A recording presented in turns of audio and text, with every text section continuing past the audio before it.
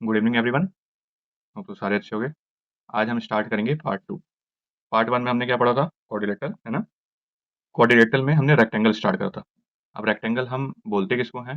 यानी कुछ प्रॉपर्टीज होंगी जो फुलफिल करेगा, उसी के बेस पे हम उसको रेक्टेंगल बोले थे।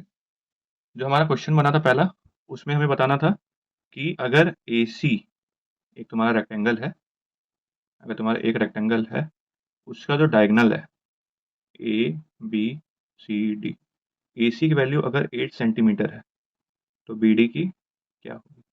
ये हमने प्रूफ करा था, है ना? कि जब हमने ये वाला ट्रायंगल लिया था और ये वाला लिया था, ठीक है?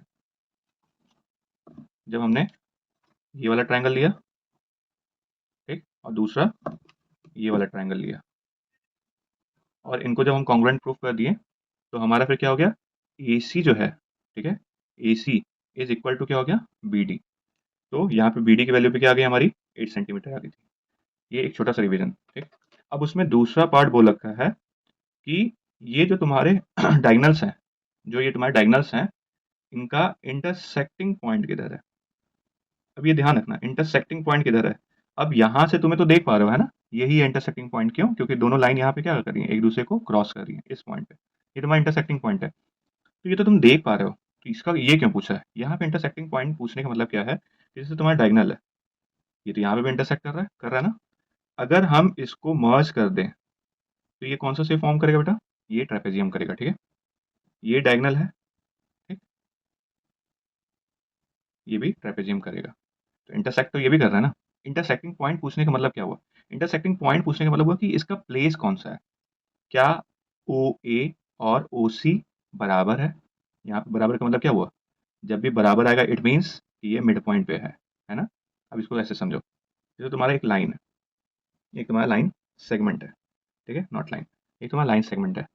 अब इसकी जो लेंथ है वो क्या है? 4 सेंटीमीटर है। और इसको तुम्हें मिड पॉइंट से, इसको तुम्हें मिड पॉइंट पे इसको इस तरीके से बाइसेक्ट करना है सो दैट दोनों तरफ बराबर है। बाइसेक्ट का मतलब ये होता है, बाइसेक्ट का मतलब ये होता है divided in two equal parts. ये ध्यान रखना, ठीक है? बाइसेक्ट का मतलब क्या होता है? Divided in two equal parts. अब इसको अगर मुझे करना होगा, यानी यहाँ कहीं बीच में, ये तो हमने ऐसे ही तुक्का बनाया ना, स्केल से हम देखें तो 2 सेंटीमीटर इधर होना चाहिए और 2 सेंटीमीटर इधर, और इसका पॉइंट हमने ओ दे दिया, तो ये क्या होगा? ओ A equal to O B, ठीक है?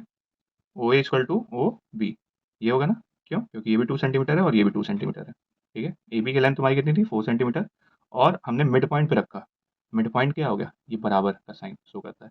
अगर ये ऐसे होता O A is equal to two O B, तब तब इस केस में क्या होता? O A equal to two O B, यानी जो तुम्हारा ओ ए है उसका ट्वाइस क्या है? तुम्हारा ओ बी है, ठीक है? अगर ओ ए मान लो 1 है तो ओ बी क्या होगा? 2 होगा। अगर ओ ए तुम्हारा 2 है तो ओ बी क्या होगा? 4 होगा, ठीक है? समझ में आ रहा है? यहाँ पे ऐसा तो नहीं ना दे रखा है O equal to two O B, नहीं, ठीक है? ये इसका मतलब क्या हो गया? एक पार्ट छोटा है और एक पार्ट क्या है? बड़ा है, ठीक है? यही इसका मतलब यही होता है ना, ठीक है? तो ये तुम्हें बताना है कि इक्वल है कि क्या बड़ा है छोटा है। ये इंटरसेक्टिंग पॉइंट पूछ रहा है, ठीक। अब इंटरसेक्टिंग पॉइंट में हमें क्या करना है? ध्यान रखो, हमने रेक्टेंगल बनाया, ठीक। अभी हमने ये वाले पार्ट को, अभी हमने ये वाला ट्राइंगल, ये वाला ट्राइंगल लिया था ना। अब यहाँ पे क्या करना है हमें? जब तुम्हारे इंटरसेक्टिंग पॉइंट पूछेगा तो इंटरसेक्टिंग पॉइंट यहाँ पे क्या है? इंटरसेक्ट किस पे कर रहा है? ओ पे, है ना? ओ पे इंटरसेक्ट कर रहा है। अब जो भी हमें चाहिए होगा, अगर मान लो हमने एक को भी इसमें से कर दिया कि O B equal to O D या ए ओ इक्वल टू ओ सी, अगर हम ये प्रूफ कर दिए तो हमारा पता चल जाएगा ना कि पॉइंट हमारा कहाँ बन रहा है, मिड पॉइंट पे बन रहा है कि ऊपर नीचे बन रहा है, ठीक है? तो यही चीज़ हमें पता करनी है। अब इसमें ध्यान दो, जब ओ ए और ओ सी की बात कर रहा है, यानी ओ ए देखो करस्पॉन्डिंग एंगल ओ ए ओ सी, ठीक, ओ बी ओ डी, है ना? Sorry, O B O D, ये बात कर रहा है। तो हमें कौन से ट्रायंगल की जरूरत पड़ेगी? एक ये वाले ए ओ डी और बी ओ सी, दो की जरूरत पड़ेगी। तो हमें क्या करना है? ट्रायंगल कौन कौन सा लेना है?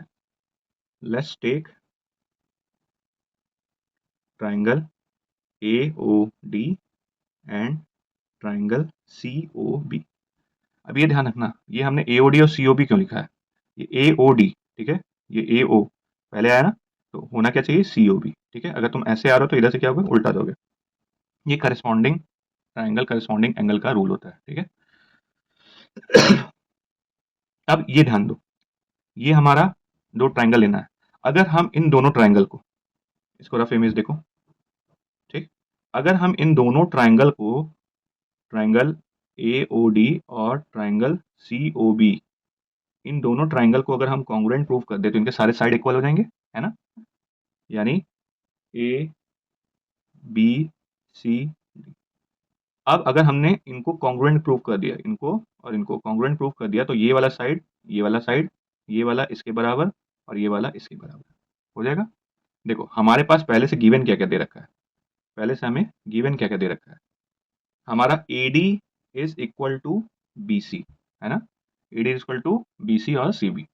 AD is equal to BC क्यों है, क्योंकि अपोजिट साइड्स ऑफ रेक्टेंगल है ना। अपोजिट साइड्स ऑफ क्या है, रेक्टेंगल है, ये हमारा प्रॉपर्टी है, ठीक। दूसरा हमें क्या मिला था, ये वाला पार्ट, ये जो एंगल है एंगल A, ठीक है, ये वाला जो है तुम्हारा एंगल A, ये भी क्या होगा, बराबर होगा angle AOD is equal to angle COB because of vertically opposite angle. VOA का मतलब क्या है, वर्टिकली अपोजिट एंगल। अगर ये दोनों बराबर है, ठीक है, क्यों, क्योंकि ये वर्टिकली अपोजिट एंगल है। अब देखो हमारे पास एक साइड बराबर हो गया, ठीक है, दोनों ट्रायंगल में एक एंगल बराबर हो गया। अब अगर हम और देखो और कोई साइड नहीं कर पाएंगे, क्यों, क्योंकि यहाँ पे दो साइड है ना, तो दोनों साइड ही तो हमें पता करनी है, यहाँ पे यही बोल रखा है ना, दोनों साइड ही तो हमें पता करनी है। तो अब हमारे पास क्या बचेगा, एंगल बचेगा, ठीक है, एक एंगल हो गया, एक साइड हो गया। अब बीच में क्या आएगा, एक और एंगल आएगा, है ना। अगर हम ये और ये, यानी ये एंगल 1 है और ये एंगल 2 है, अगर इनको बराबर प्रूफ कर दें, ठीक है, अगर हम इन दोनों को बराबर कर देंगे तो हमारा AAS से ट्रायंगल क्या हो जाएगा, कॉन्ग्रुएंट हो जाएगा ना।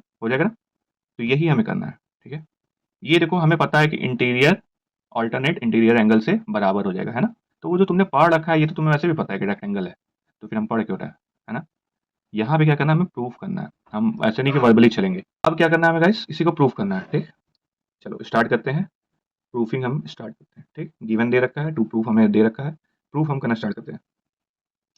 In triangle AOD and triangle COB, AD is equal to BC, angle AOD is equal to angle COB, ठीक है। ये देखो सीक्वेंस में नहीं है ना, SAA हो जाएगा, ठीक है। तो ये अभी सीक्वेंस में नहीं है, इसको हमें AAS करके ही लिखना है, ठीक। ये बस मैं तुम्हें लिखवा रहा हूँ, AD इक्वल टू BC, क्योंकि इस सीक्वेंस में मैंने यहाँ पे लिखा था तो उसी सीक्वेंस में मैंने लिख दिया। ये दोनों क्या है, गिवन है। अभी गिवन है, गिवन में क्या क्या है, AD equal to BC because opposite sides of rectangle, angle AOD equal to angle COB vertically opposite angle. अब अगर हम एंगल 1 को एंगल 2 लिख दें, हो जाएगा कि नहीं, AAS, ठीक है। अब एंगल 1 और एंगल 2 को बराबर प्रूफ करने के लिए देखो,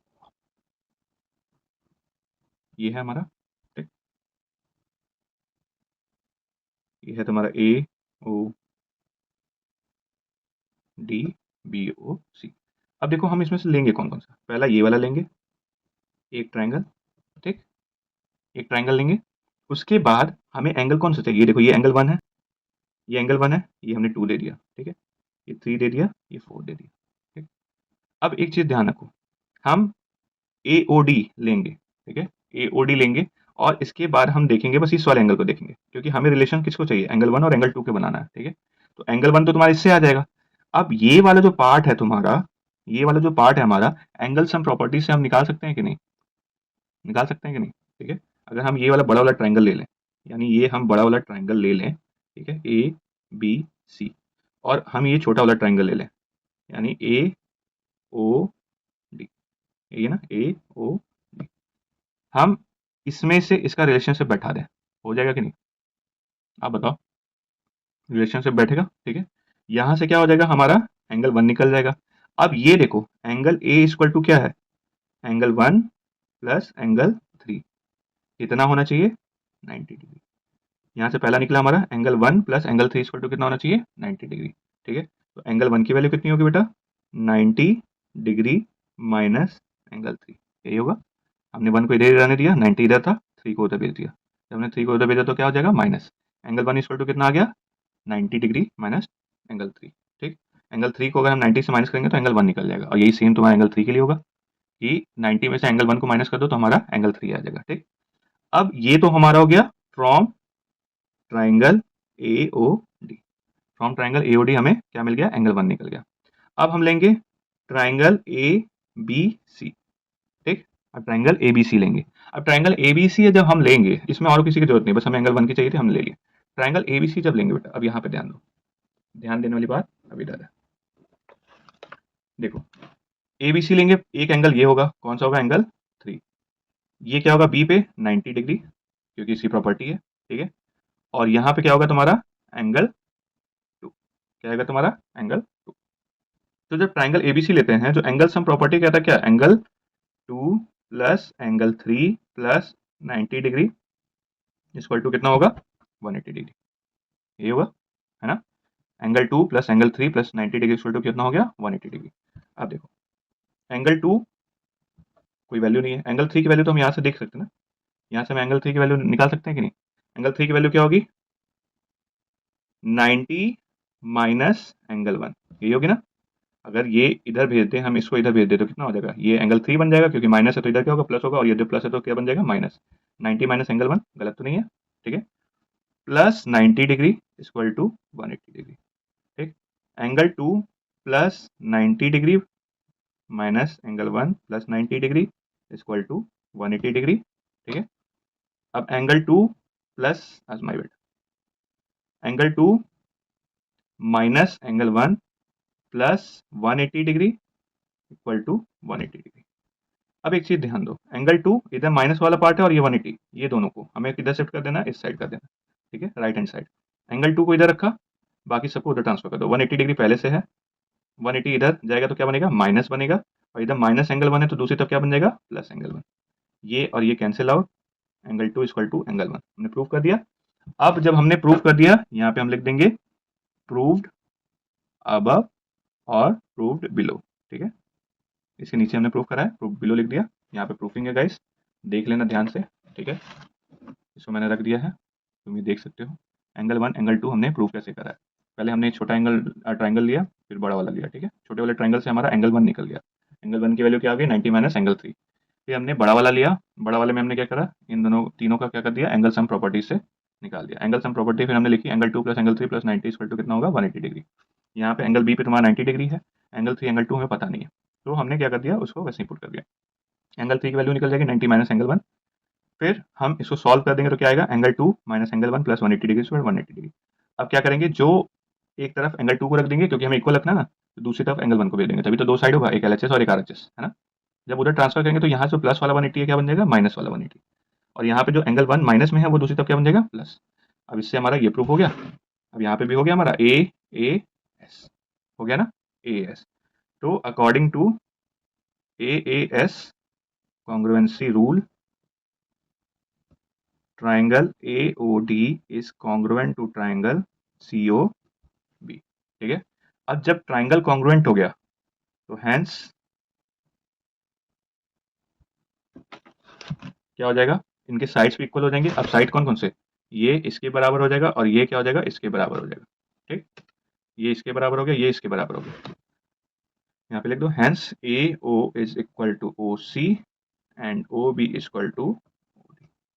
ठीक, तो अब ये जब दोनों बराबर हो गए तो ये क्या शो करेगा कि diagonal AC and diagonal BD, ठीक है, AC and BD intersect each other at midpoint। अब midpoint क्या है, बस ये छोटा सा प्रूफ। ठीक है, ये हमारा गाइस पार्ट 2 है।